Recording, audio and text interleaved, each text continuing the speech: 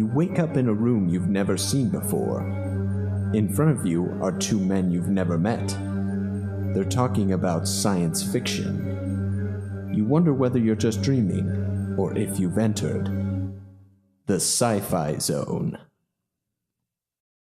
Hello and welcome to the Sci-Fi Zone. I'm Forrest. And I'm Jordan. And to start us off, Forrest, I gotta ask you. So, audience, just gave you a background here.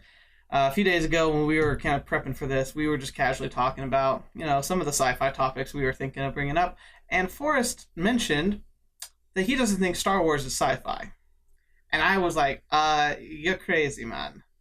But I think I actually figured it out. So Forrest, please just answer my question, because I think after like some pondering and sleepless nights, I think I might have figured it out. Do you not consider Star Wars a sci-fi because it's not about humans who lived on Earth who then leave Earth? Well, yeah. Yes. Basically, for me, I feel like sci-fi has to be speculative in some way. It doesn't necessarily have to be super realistic, but it has to ask a question that's relevant to us. And so the fact that Star Wars is completely removed from us, it's a long time ago in a galaxy far, far away, I classify it as fantasy rather than sci-fi. It's actually very interesting. Like, I still don't know if I can agree with you there, because, in my mind, I've always imagined science fiction being... there's the science part of it, which does need to be grounded in reality, I think. And so you've got a good point there, that Star Wars really is not grounded in anything remotely resembling physics. Like, you can argue the fact, and I'm sure there will be plenty of people who will comment saying, "Rah, rah, rah, rah, rah, of course you could say this," and, maybe you can. But essentially, you are looking at a universe that really operates on completely different rules to our own. So, I see what you're saying, but you got lasers. You got technology that's beyond us. You have space travel. And so, for me, that's where the fiction of the science fiction comes out. And that's what makes it qualify in my mind, is that it's like, yeah, maybe this isn't what we could do someday, and maybe it's not in our time, but it is beyond our current technological capabilities, but we might attain something similar someday. Yeah. I guess I can see where you're coming from there. It's just, for me, if there's absolutely no grounding in reality, then I can't accept it as science fiction. It's, for me, just because something has spaceships and space doesn't mean that it's science fiction. And I think that everyone's kind of started lumping anything that has space in it into that category, and I don't necessarily think that that's true. So you almost make it sound like you're a sci-fi hipster, but that might not be a bad thing. I guess, the problem is that I keep recollecting back to Star Wars Episode 7 now, and I remember that's just such a fun ride, great story, good characters, but there was a lot of I don't know. It was so cliche. It was cliche about its own cliches. Starkiller Base was just it's oh, look, it's the Death Star, but bigger, Yeah. and better. It's I almost could see it being sold to us with wild, waving arm inflatable tube men. It's look at this, we're so special. And it's no, you don't have to be doing that. And that made it almost disappointing. So it's as a movie, I enjoyed it, but I definitely almost wouldn't classify it as a sci-fi, because I feel like it almost doesn't deserve to be there for that reason, because I feel like it was trying too hard. Yeah. I don't know if that's a merit to not include something in a sci-fi, though. It's just maybe it's just I would put it on the bottom of the pile. It's funny because I could actually suspend my disbelief with the Starkiller Base thing. It made complete sense to me. Really? Yeah. I was I could just see a group of these New Order guys saying the reason the Empire fell is because the Emperor was too cocky. If they had been able to fully complete that second Death Star, it would have worked just fine. But he went and made this overconfident plan and exposed a weakness. And so they decided to do an even bigger and better version of that and to keep it a secret until it was completed. That line of logic makes perfect sense to me.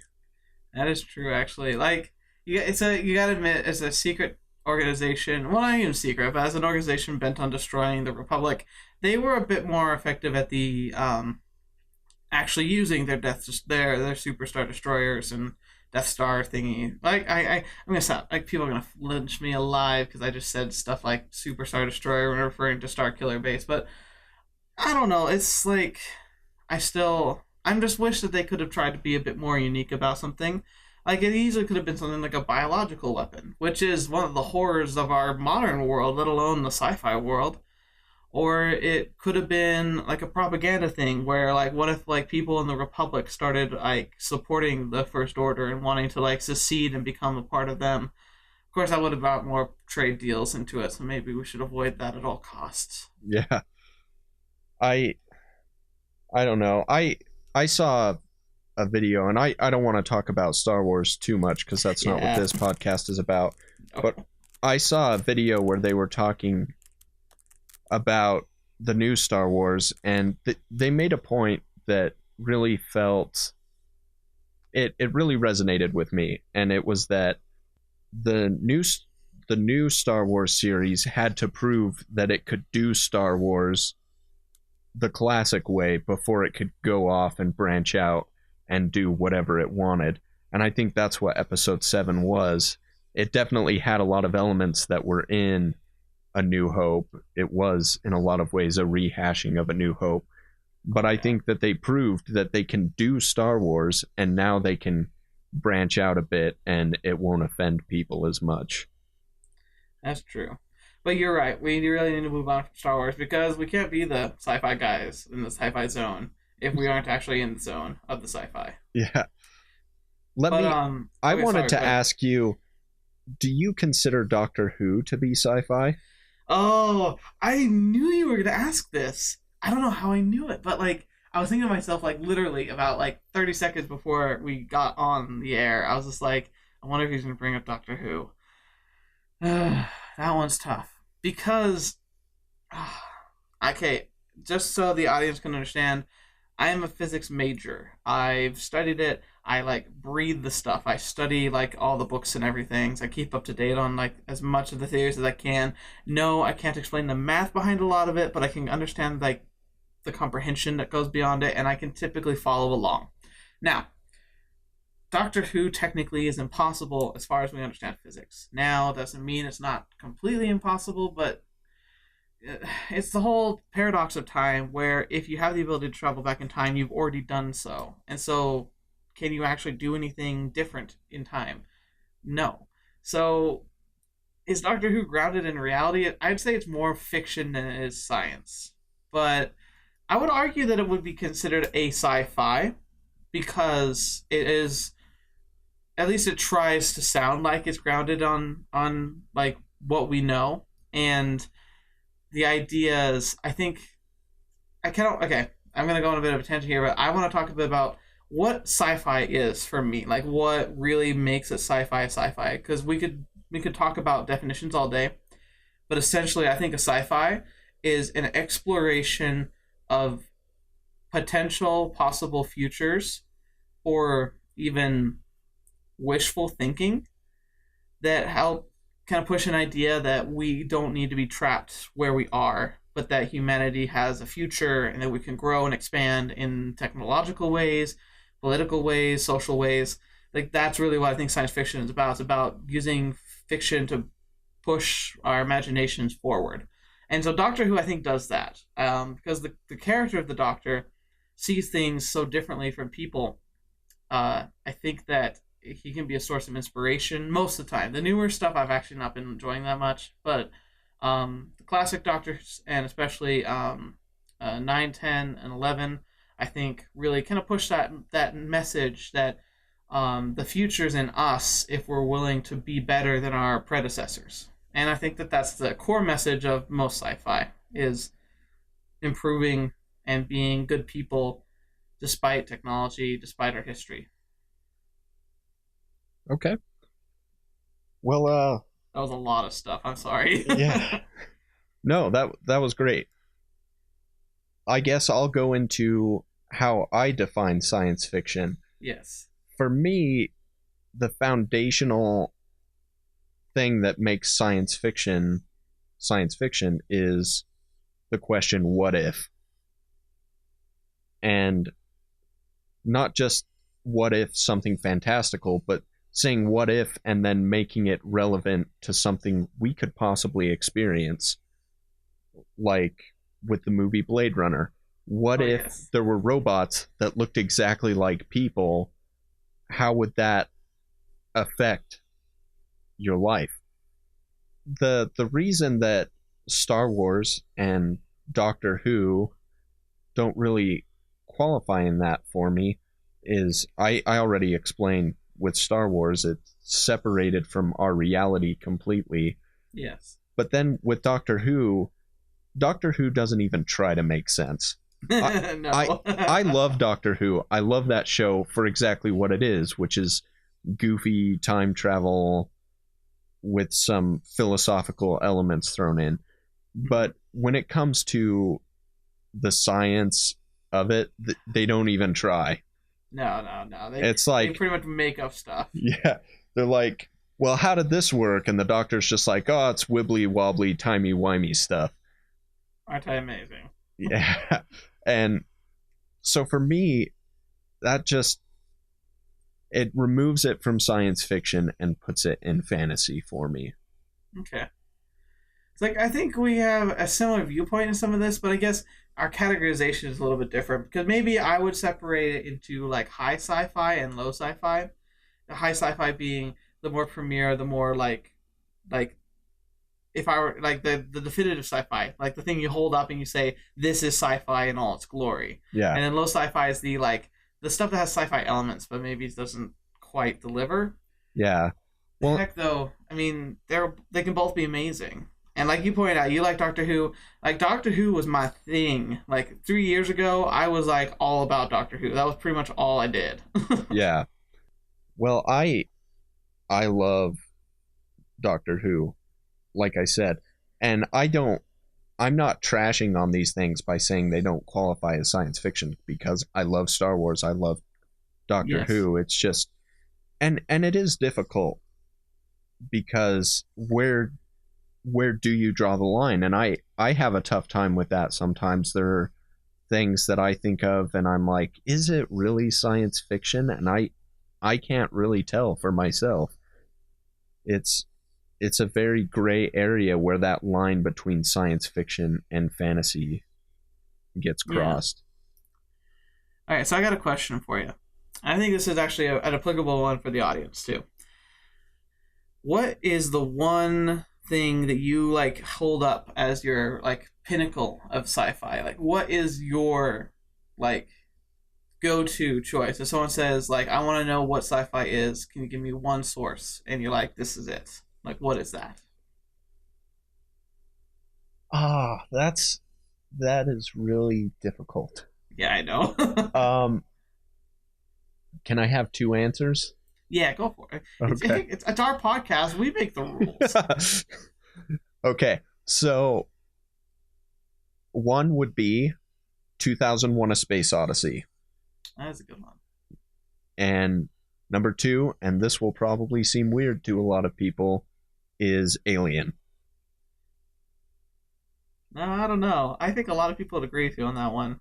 Yeah. Maybe, I don't know. Like, because I mean, it was definitive in the idea of like exploration of space, but more importantly, like horror and like stepping into something we have no idea what we're doing. I mean, and it's such a foundational corner of the sci-fi world. I mean, I don't know if even people who disagree with you will argue that harshly or that terribly, because I mean, it's kind of ingrained in the whole sci-fi culture. Like, it's a cornerstone. Well, and what's amazing about Alien to me is the way that it's grounded in the actual limitations of being in space. And so I'm able to suspend my disbelief because everything feels so real. I feel like these people are actually on a cramped mining vessel, and that I feel the fear and things that come from a monster that bleeds acid in something that absolutely needs to remain airtight. Yeah, that's the one thing too. I wonder. They're very lucky that where that bled acid wasn't too close to the hull. They'd all be dead. Yeah. So that, for me, I don't think anyone will really argue with me that 2001: A Space Odyssey is pretty definitive when it comes to science fiction. Definitely. No, I think you got a good one there. What about you? Let's hear yours. Oh, see, that's hard. Like literally, as I've been thinking, like the answer keeps changing. I really like if I had like to be lame. First off, I think 2001: Space Odyssey probably will be the winning one. Because of what you're like, because it kind of covers all the bases. Yeah. It really essentially does. Um, a lot of people might not like this one, but like if I first would flip to something more modern that I think is like one of the more impactful sci-fis of maybe the past few years, I would actually first thing I think of is Interstellar. Yes. Now, like a lot of people are like, wishy-washy about that, but I think that was the first movie I've ever seen that genuinely tried to tackle the idea of time displacement, which is a real physical phenomena. And so to see them try and tackle it in a very realistic way, as far as we understand physics, that was really fun. Yeah. You have to have your suspended disbelief with the whole wormhole travel, though it was a very cool visual aspect. And if a wormhole existed, it probably would look something similar like that, maybe. But it's like there. And then as soon as he goes into the black hole, pretty much like as soon as like spoiler by the way for a movie that's like 2 years old. When he enters into Gargantua, as soon as he crosses the threshold, like you've got to like pretty much everything from that point on is just pure fun for the writers. So obviously no science there, but the idea of landing on a planet orbiting a black hole and the warping of time was just such a cool concept and so powerful to like have him sit down then when he gets back when he's been gone for like an hour and a half, and to have him have to watch like his children's like past like 13 years of life in little short videos that he can only listen to and can't talk to them about. Yeah. Just, I think that was really impactful and will become a very defining moment in sci-fi history. Like, I think we'll look back on that video in like 10, 20 years and kind of see that was the beginning of hyper-realistic sci-fi movies. Because we now know enough to be able to like explore what we don't really know, but in a way that really does line up with what it probably would be like. Yeah. I loved Interstellar, and really the only thing that would keep it from being definitive for me is I am very particular when it comes to time travel. And yes. I hate time paradoxes. Mm-hmm. And especially in highbrow science fiction. Like the Terminator, I don't... It bothers me, but it doesn't super bother me because it's not super highbrow. But yeah, I guess you can say that. Interstellar has a really bad time paradox, and it hurts my brain, and it makes it drop from being one of the greatest science fiction films ever made to just being a great science fiction film for me. Yeah, like I said, if you ignore what happens when he falls into the black hole, like if you just stop the movie there, everything's great. Just say he died and it's okay, Just don't even worry about it. But then you don't get to see that touching moment where he reunites with his daughter. Yeah, but that's all kerfuffle. I mean, you don't need it to make it a spectacular show. I need it because it makes me cry. It's true, and I guess like the other part of it is like psychologically we all do desire closure. So if the movie actually did just fade to black and go to text after he fell into the black hole, I think people would be in riots. But I don't know. But remember we're talking about pure sci-fi side, and I still think even regardless of its flaws in the sci-fi zone, it still will be like a marker, I think, for us, like a almost like a guidepost for hopefully future sci-fi shows. Well, and But I really hope that it has that kind of longevity. There are so many movies that come out and they're really, really good, and they just don't stand the test of time for some reason. And I already feel like there aren't that many people talking about Interstellar anymore. I guess that's true. I get so caught up because I remember like my friends talk about Interstellar still, but it's like that's probably not a good like A sample. good indicator. No, no. I'm sure I have a very skewed group of friends when it comes to this kind of stuff. Yeah. I can't remember what year 2001 A Space Odyssey came out. I know it was sometime in the 60s. I almost wanted to say 2001, but Yeah. no, that's obviously not the case. But Yeah. like, that was the first thing I wanted to say. Is like, well, obviously 2001. And Yeah. I forgot. Oh wait, they didn't name things after the year they were made back then. They just named it after the year that they thought stuff could be happening. But I mean, you consider the fact that that movie came out nearly, well, it's probably been around 50 years ago, and people Yeah. still talk about it because at the time it was made, it was so revolutionary. And I don't think anything was made that had that same feeling of Oh, no, just definitely the not. majesty of space until Gravity came out. Yeah, though I had issues with gravity, but that was the physicist in me. Actually, I had a really fun time with gravity. Like, I don't know.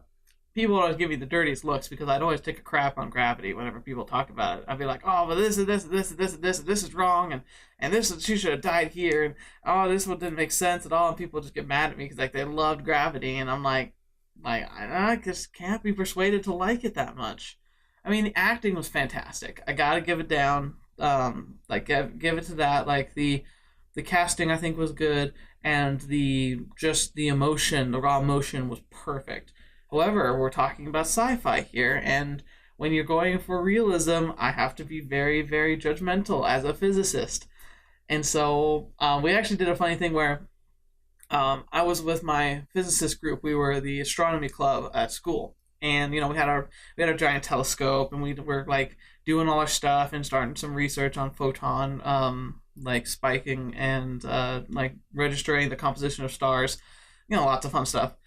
But we were having like a night where we had to do a lot of paperwork, and we're like, let's make a movie day about it. And I was like, oh, we should watch Gravity so we can just talk about how awful it is when it comes down to the physics. And everyone loved it because of that.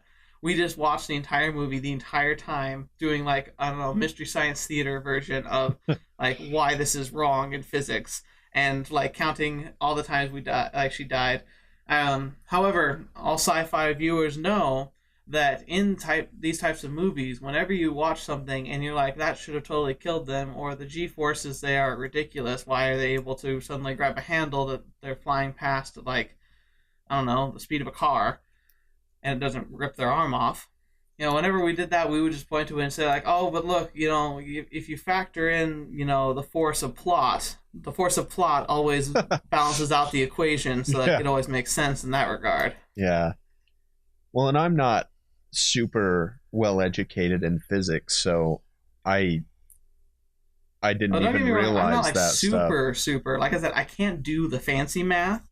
I just know enough. Yeah. I can do the basics. I can do like I've got a decent comprehension of it, so that I can see malarkey. That's my thing. Like I pretty much now am a malarkey detector. Yeah. I really enjoyed that feeling that the movie gave of just no sense of direction of up or down, and that feeling that, if anything is going to cause you to die, you make one mistake and you're going to be dead. And that's something I've seen lots of movies and TV shows that take place in space, but I had never seen anything that felt quite like that until Gravity came out. And I think that was what was really revolutionary about Gravity. See, did you get to see it in the theaters? Yes, IMAX 3D.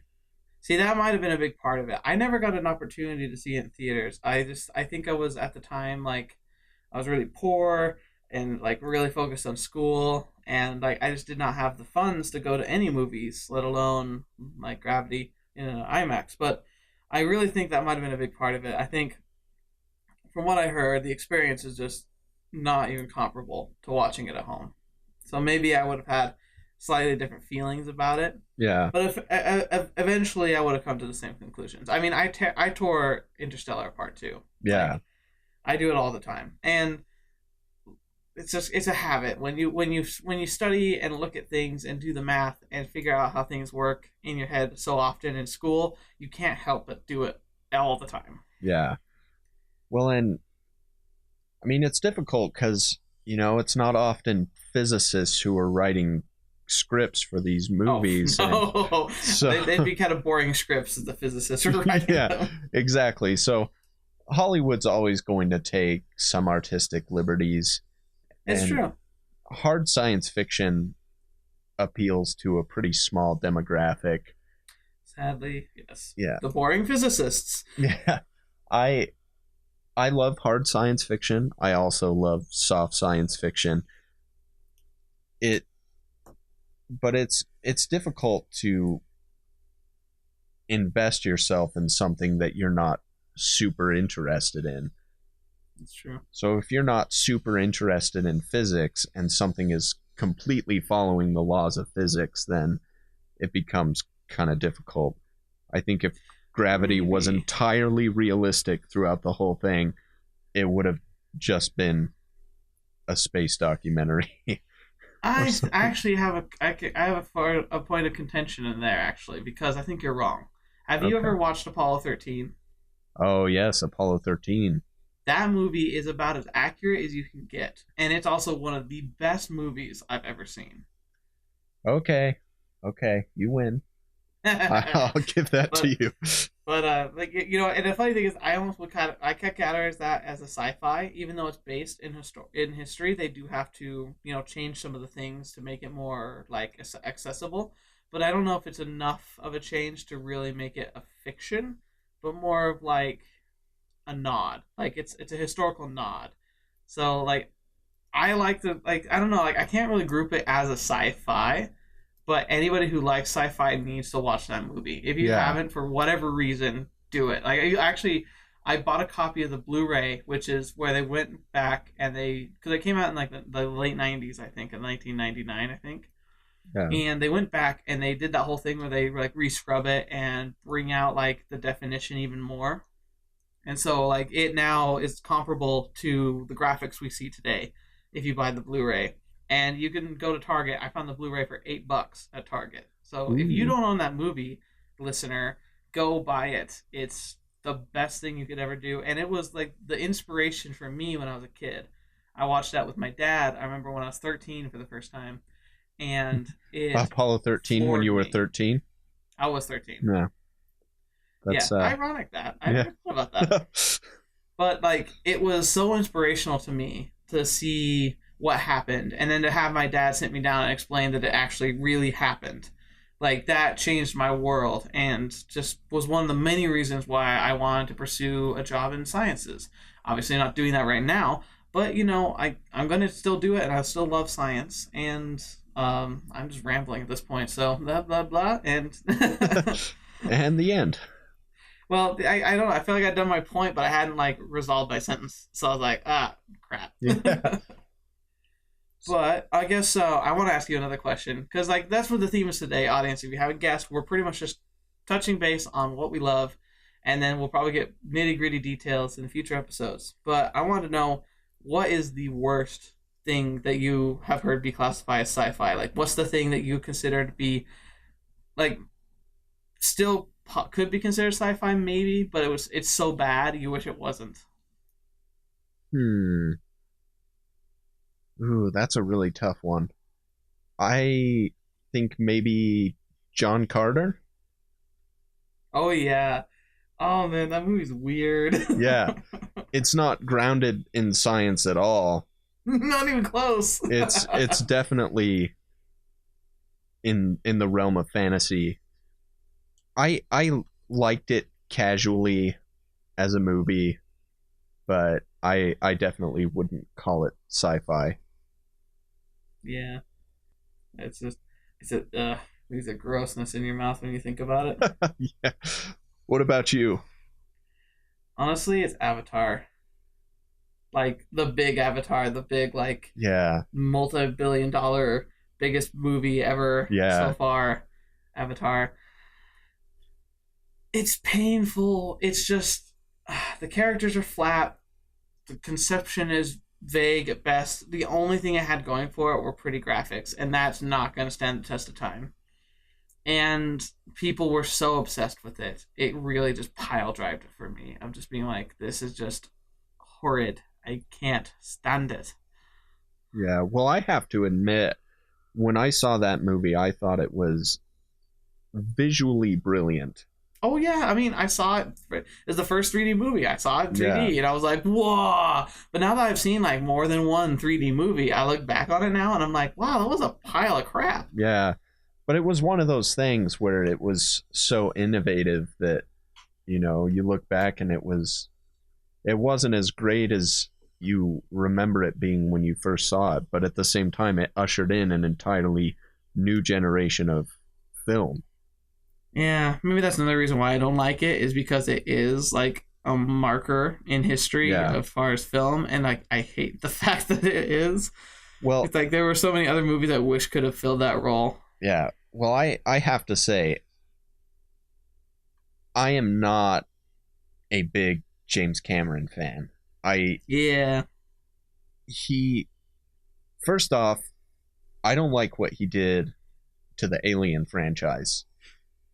And I know that's a controversial opinion to have. I know Aliens is very well loved by many people, including you. But it's a fun trip. But remember, I mean, I'm the crazy person who was cheering for the aliens. Yeah, like, that's true. I wanted them to win. So obviously it was a better movie for me because until the whole like flamethrower assault rifle freaky hybrid thing that helped attack the Queen, like up till that point, like the aliens were winning, and it was a fun ride to watch the whole time. Yeah. I'm such a bad person. And oh man.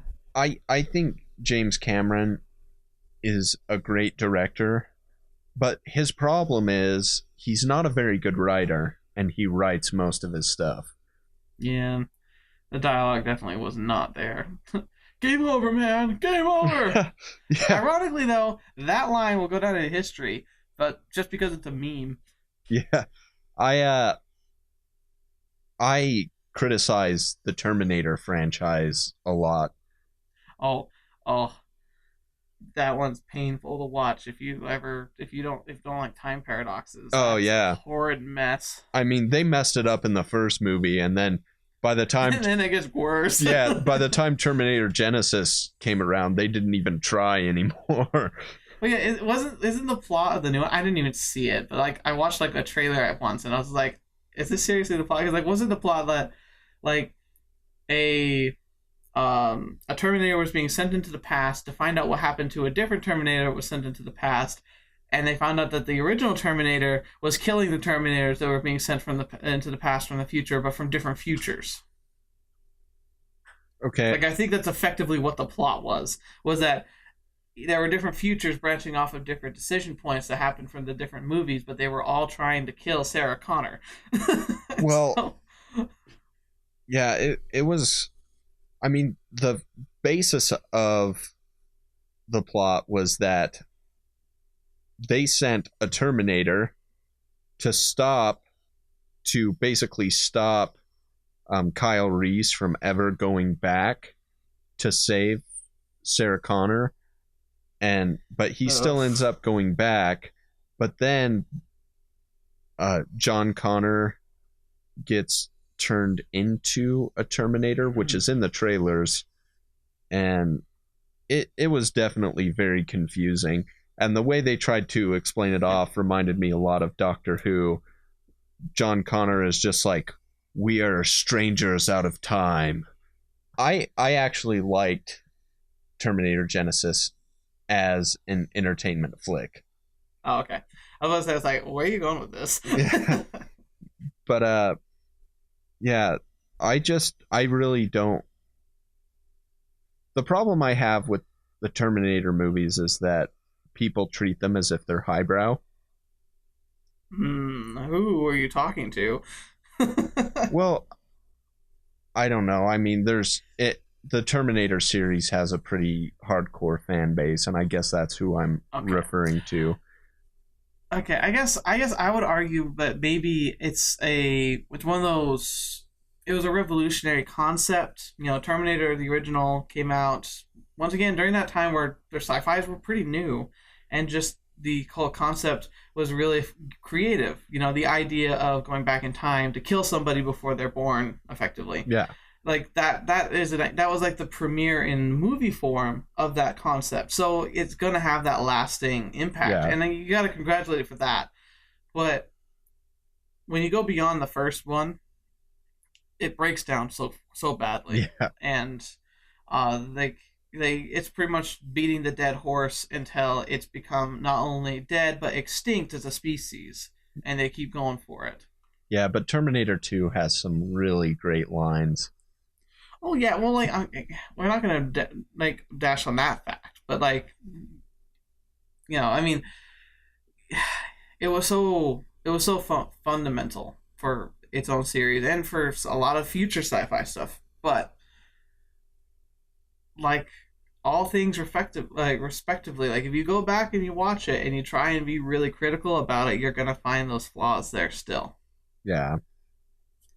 I don't know.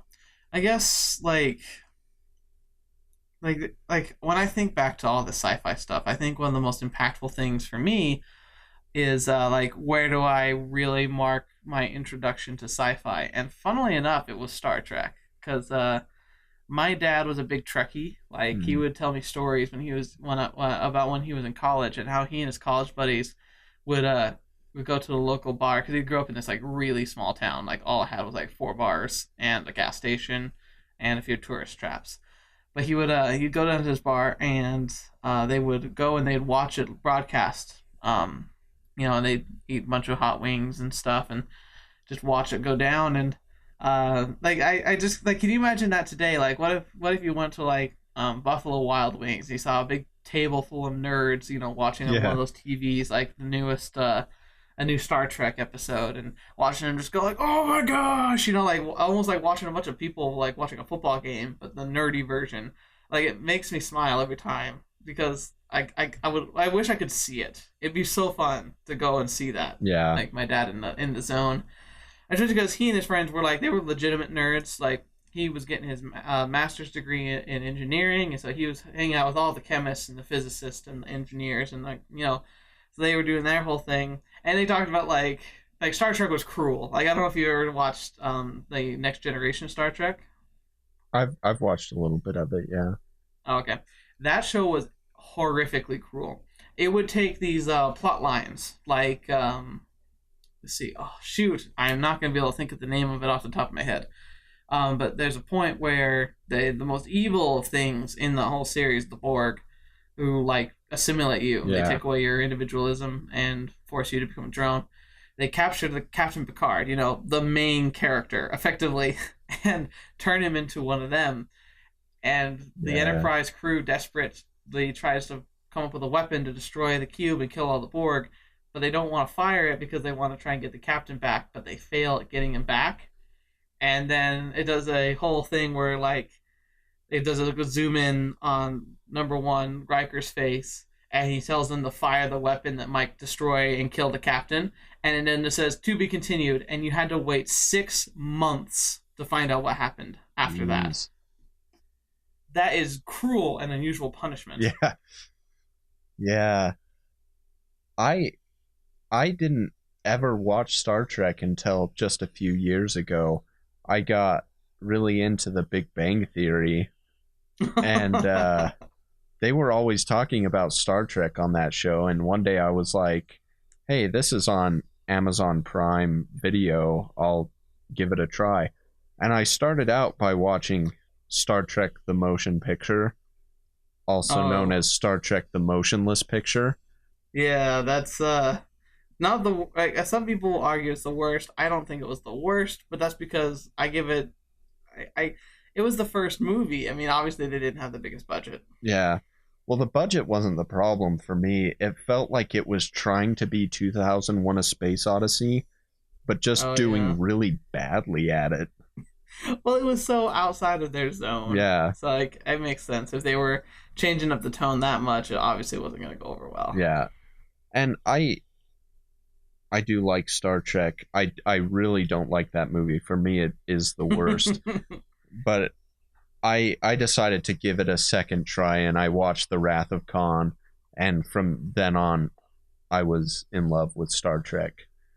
And so, You know, I think the best Star Trek movie is I want to say it's six. Um, oh, what is it like?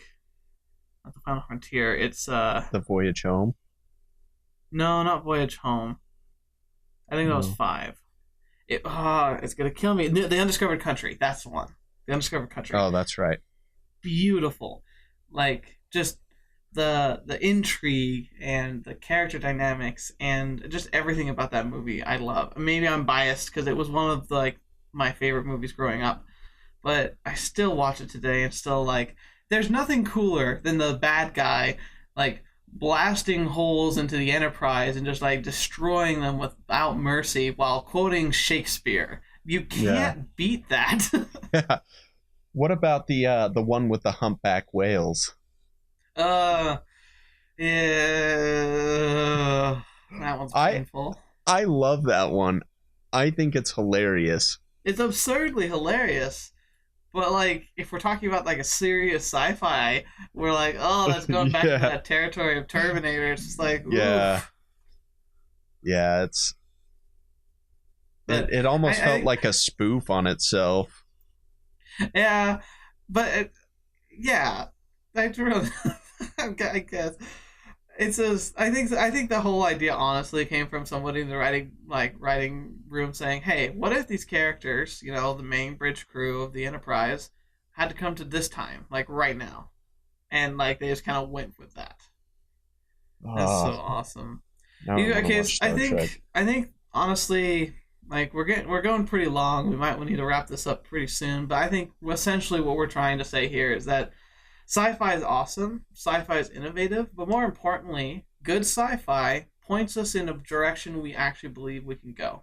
Um, I think that's what I've learned mostly from hearing you talk, Forrest, and ultimately what I think I've always thought is that where fantasy is a fun story, sci-fi invites us to imagine a world that's different from our own, and possibly a world we'd like to live in someday. Because I mean, when we talk about Star Trek, especially Next Generation Star Trek, can you imagine living in a society where we no longer worry about money, Yeah. where our motivations are about trying to become the best we can be, where if you wanted to be lazy your entire life, you could. Because there was no need to work for food. You had replicators. You didn't need to work for medicine. It was all free.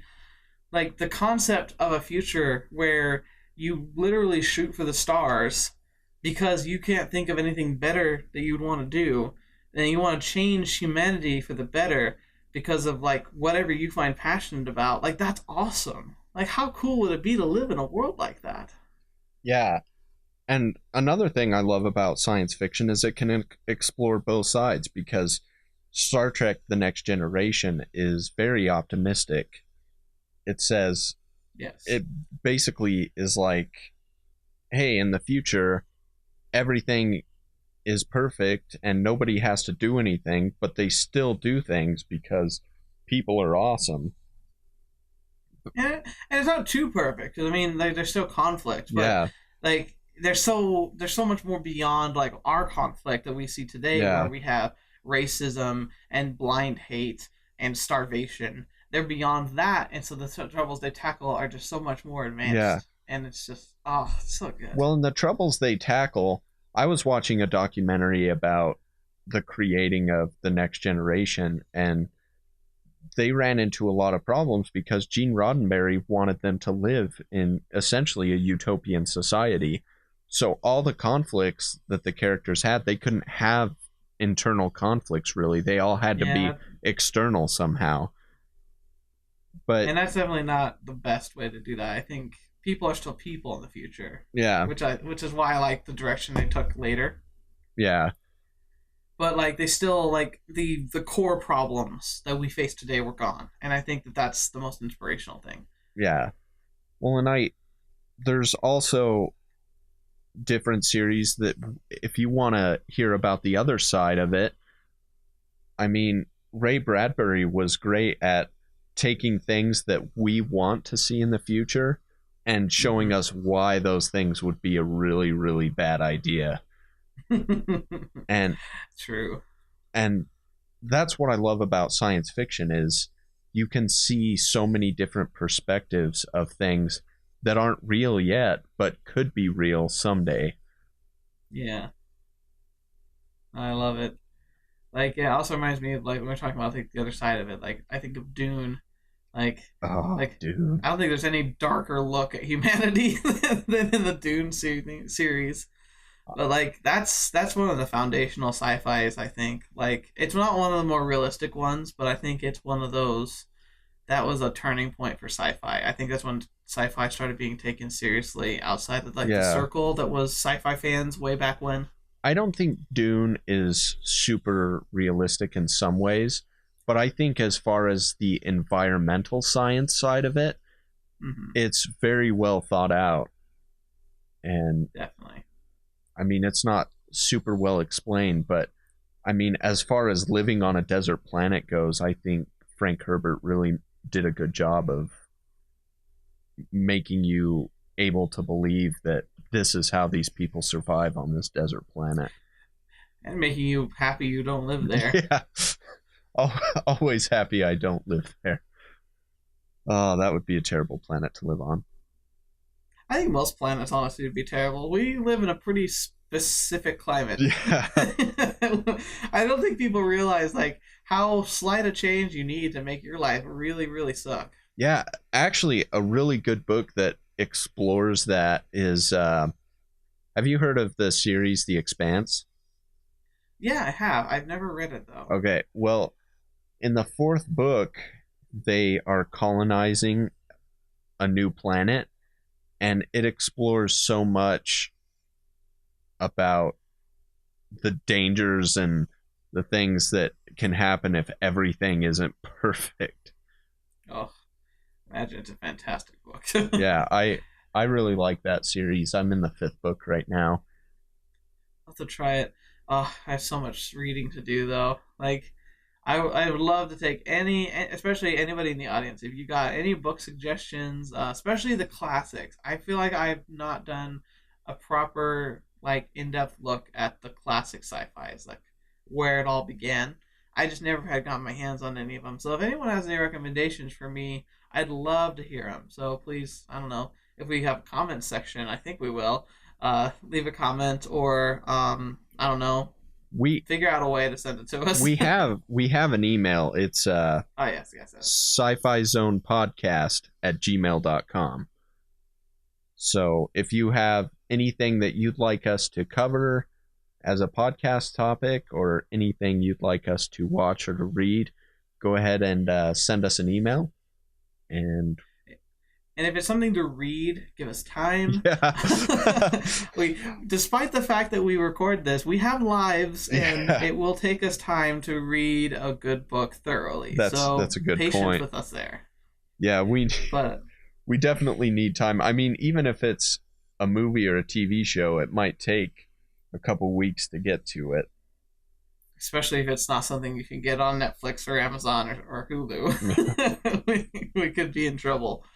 But hey, that's what libraries are for. I think libraries often have a really good collection of DVDs, and nobody seems to know that. Yeah, my library does not. It's terrible. They have a bunch of James Bond movies, and then a bunch of romantic comedies, and that's about all they've got.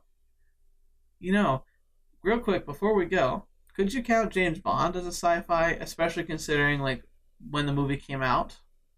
I just don't feel like it's speculative enough. Oh, come on. A pen you click 3 times to make it explode. That's pretty cool. Yeah, it's cool, but it's not like, I don't know, I don't feel like anyone is really exploring the consequences or anything associated with the technology.